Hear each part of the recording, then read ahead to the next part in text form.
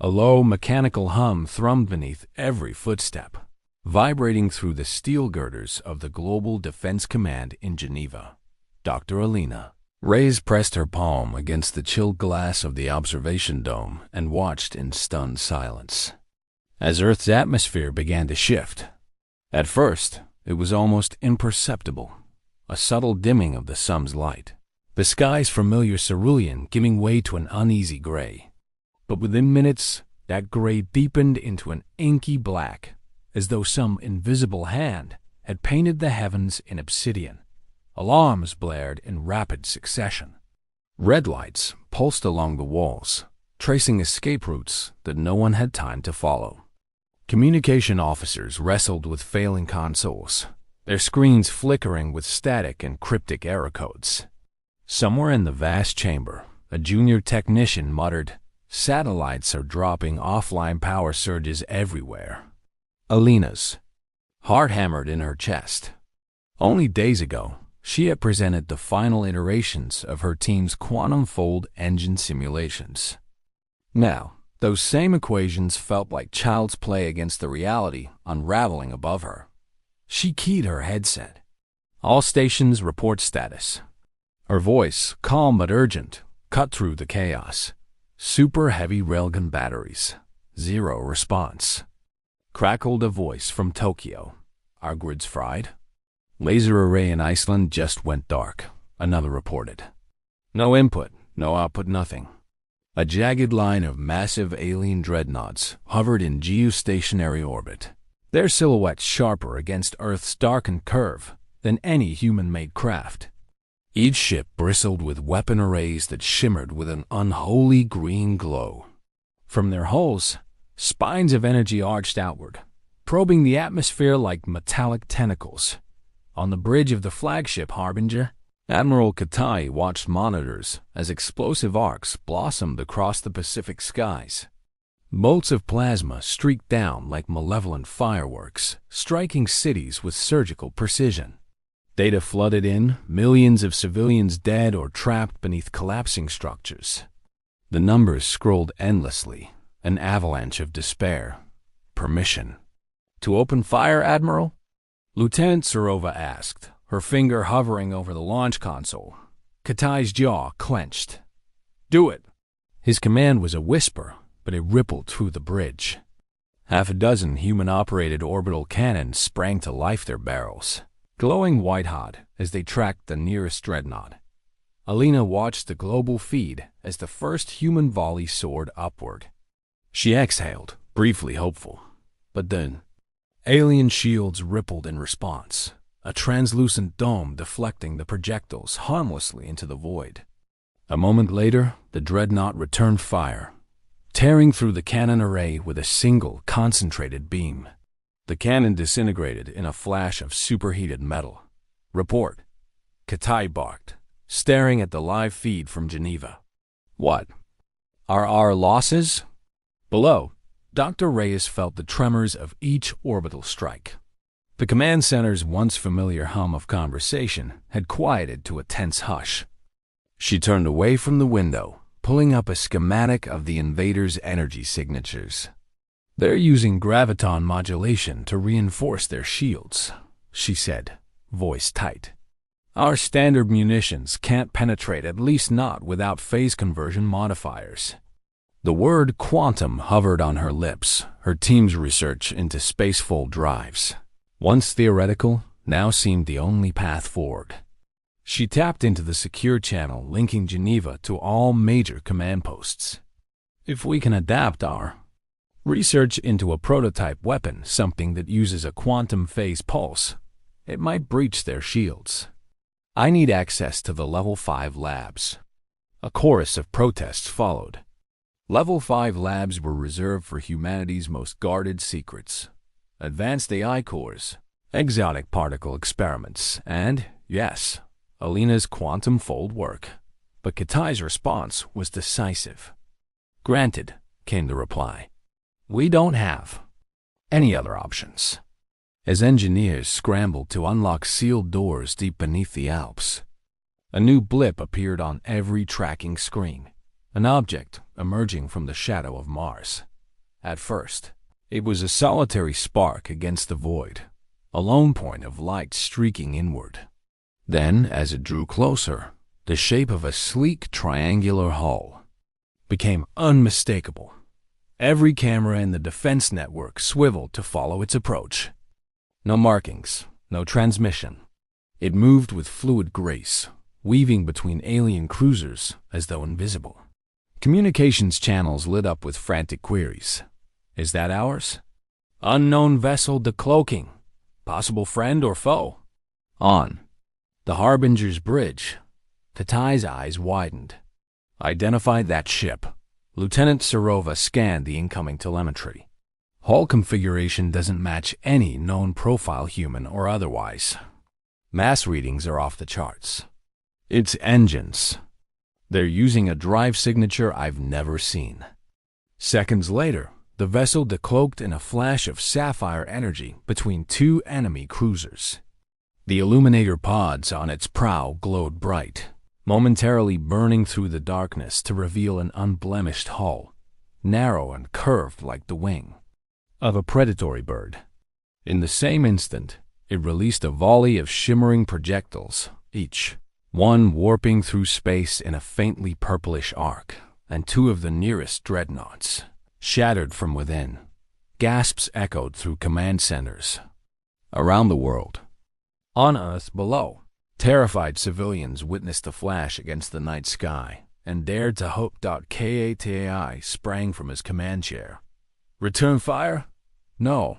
Hold all fire. He grabbed the intercom. All units, stand down. That ship just took out two enemy vessels in under 5 seconds. We need to know if they're friend or foe. A hush fell over the global network as the mysterious ship circled Earth, its engines singing. On board the Astra, unseen hands guided its path toward the beleaguered planet. Somewhere inside its steel spine beat the promise of salvation, or a deeper mystery yet to unfold. And as the skies trembled with the promise of this unknown ally, Dr. Reyes whispered to herself, eyes shining with determination, "This changes everything." The Astra's engines cast rippling ribbons of violet light across the void as she eased into a high-altitude station-keeping orbit 50 kilometers above Earth's surface. Below, the alien dreadnoughts recoiled from her onslaught, their formations splintering like frightened birds. In the momentary lull, an unbroken silence filled command centers worldwide, a silence pregnant with questions. Who were these newcomers? Why had they intervened? Aboard the Astra, Captain Rian Voss stood before the ship's primary viewport, his gray-green eyes reflecting Earth-scarred continents. His slender frame was draped in the dark teal uniform of the Coalition of Lumerus, its silver insignia a stylized phoenix gleaming over his heart. Beside him, Lieutenant Maratellis, the ship's chief communications officer, rapidly calibrated the long-range transceiver. "Captain," she said, voice tense, "we're picking up Earth's distress beacon. They're requesting identification and intentions." "Open the channel," Voss ordered. His voice was calm, but every muscle in his body bore the tension of someone who had spent a lifetime on the edge of conflict. "Let them see that we mean them no harm." Moments later, a crackling transmission flooded the Astra's bridge. "This is Admiral Katai of the Unified Earth Defense. Identify yourselves or prepare to be engaged as hostiles." The bridge fell silent. Voss lifted his chin and pressed his cum badge. "Admiral Katai," he replied, his tone measured. "I am Captain Rian Voss of the Coalition starship Astra. We come in peace and to offer our assistance. Your world faces annihilation." There was a pause so long it felt as if the stars themselves held their breath. Then Katai's voice returned, less guarded. "On what authority do you speak?" Voss glanced at Tellis, who nodded. He keyed a second channel, unlocking an encrypted feed to the Astra's captain-level credentium.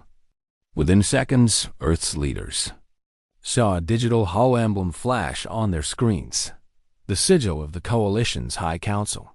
It was ancient, almost forgotten in human memory. Tales of Lumerus's distant guardianship had lingered only in fringe mythology. Katai's voice betrayed astonishment. The Coalition of Lumerus. Extinct for 5 centuries, he murmured.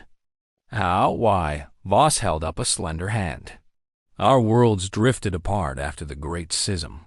We were forced into seclusion by civil war. But we have watched you, Earth.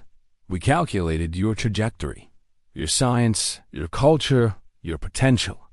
We did not intervene until now, until your weaponry threatened extinction. Below, as the broadcast reached every device on the planet, millions sat stunned. In New York, survivors huddled in subway tunnels. In Cape Town, volunteers trudged through shattered streets to deliver aid. In Mumbai, children peeked at the sky, eyes wide with hope. Humanity was hearing its savior speak at last. Back on the Astra, Voss turned to his tactical officer, Commander Isil Ren. Deploy the jamming net, he instructed. We'll disrupt their graviton modulations and give Earth's defenses a fighting chance. Away from the bridge, Dr. Alina Reyes watched the live feed in Geneva, unblinking. She recognized the schematics displayed on the Astra's control screen. They matched her own quantum fold engine research. She tapped into the channel. Captain Voss, she began, voice trembling with excitement. If you can feed us your phase conversion modulations, we can rig our orbital cannons to overload their shields. Voss's image flickered. You'll need to retrofit your launch. Arrays with Lumerus phase nodes.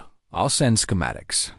He gestured to Lieutenant Tellys, who transmitted a suite of star chart blueprints, ripple-coated pulses dancing across Earth's terminals. And we'll coordinate a strike pattern to target the invaders' weak points. As teams sprang into action, the sky above the Indian Ocean erupted in plasma and relief. Orbital platforms lit their railguns with new phase charges, awakening from their impotence. On the Astra, Ren's voice crackled. Jamming net is live. Graviton feedback loop at 27.4% and rising. Good, Voss replied. Now let our allies fire. Thousands of kilometers above the surface, Earth's revamped defenses roared to life. Slender shafts of energy, tinged purple by Lumer's phase. Modifiers pierced the shimmering shields of the nearest dreadnought. A ripple of panic spread among the invaders' ranks as the first vessel buckled, its armor erupting in a chrysanthemum of debris. Back on the ground, antenna arrays and satellite dishes realigned en masse, forming an impromptu planetary network. Data scrolled through screens in Tokyo, London, and Buenos Aires, all feeding into Dr. Reyes's console. Her fingers danced over controls, fine-tuning frequency overlaps, until the final piece clicked into place, a perfect harmonic convergence between human ingenuity and Lumerous technology. On the Harbinger, Admiral Katai saw the dreadnought's destruction lev. He held his breath as the blast wave banked across the fleet, grazing his flagship's hull like a passing storm. When the worst had passed, he gave the strangest order of his career. Signal the Astra thanked them for their aid. Voss allowed himself a small, weary smile as the message arrived. Gratitude accepted, Admiral, he replied. But this battle is far from over. Their main force still looms. Ready your fleets, we strike back together. As the Allied armada formed under a blood-red sky, Earth's inhabitants watched a slender curve of silver in the heavens, proof that even in the darkest night, hope could arrive from the stars. And as preparations began for the next assault, Captain Voss and Dr. Reyes shared one unspoken truth. Only by standing united could they turn the tide in this war for Earth's survival. A ghostly hush settled over the dark side of the moon as the combined Earth-Lumerous fleet assembled beyond the lunar horizon. Through the viewport of the stealth frigate Endeavour, Dr. Alina Reyes watched the alien mothership loom like a monolith. against the ashen regolith. Its hull pulsed with bioluminescent veins of living metal, and swarms of mechanical sentinels patrolled its surface, ever alert. "Phase shifters primed," reported Lieutenant Saad, her voice steady despite the tension. She and 3 luminous, cloaked bombers, spectral as specters, flanked the Endeavor, ready to strike at the precise moments Alina's team breached the outer defenses. Dr. Reyes ran a final diagnostic on the quantum disruptors strapped to her belt. "Remember," she reminded the squad, "the Gravian reactor at the core is fusion-linked to every dreadnought in orbit. One rupture, and their hive network collapses." Her eyes flicked to her companions, Captain Rian Voss's tactical officer, Commander Izil Ren, Lumerous Engineer Talar Shi, and human demolitions expert Sergeant Marcus Holt. "Coordinates locked," Ren confirmed, overlaying a holographic map of the ship's skeletal infrastructure. "We enter through their relays here." He tapped a node on the map beneath a sprawl of biometal tendrils, then make our way to the reactor cavern. The Endeavor descended through the alien energy field, its hull shimmering as it absorbed violent oscillations of graviton flux. Below, the moon's surface burned with the reflection of orbital bombardments, human railguns and luminous phase lances carving scars across the invaders' defensive perimeter. Touchdown was an impact quieter than a whisper. The hatch opened onto a corridor of living alloy, walls pulsing as if breathing. Soft, bioelectric light seeped through seams in the architecture, illuminating glyphs that pulsed like warning beacons. Talarshi's handheld scanner spat out readings, organic patterns interlaced with quantum-woven circuitry, like nothing I've ever seen. Sergeant Holt raised his pulse rifle. "Keep it tight," he growled. "I don't plan on saying hello." They advanced, boots clicking against the glossy floor.